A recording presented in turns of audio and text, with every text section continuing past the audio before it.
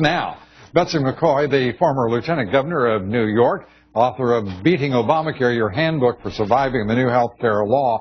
I want to get to something very quickly because it was clear in Virginia that people in the exit polls are just having a fit over Obamacare.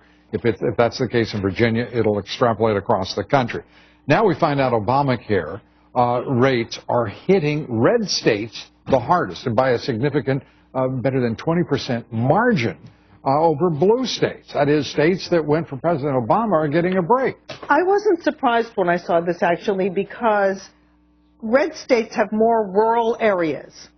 And the premiums are going highest in the rural areas because the premiums are priced by county. And the rural counties have fewer insurers competing for business.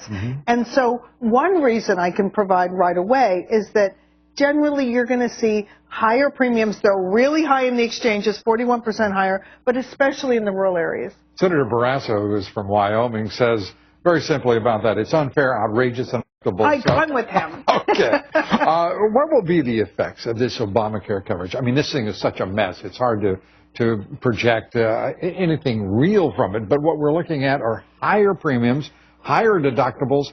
What is your judgment? Well, higher premiums, higher deductibles, and worst of all, lower quality.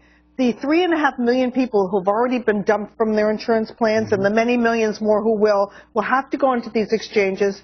They're reeling from the shock of the high premiums and deductibles. But what they're going to find out also is that these, for the most part, are Medicaid-like plans. Many of them are HMOs with gatekeepers. And in addition, you have gatekeepers, you mean not doctors. Gatekeepers who limit your access to specialty care and diagnostic treatments, diagnostic tests.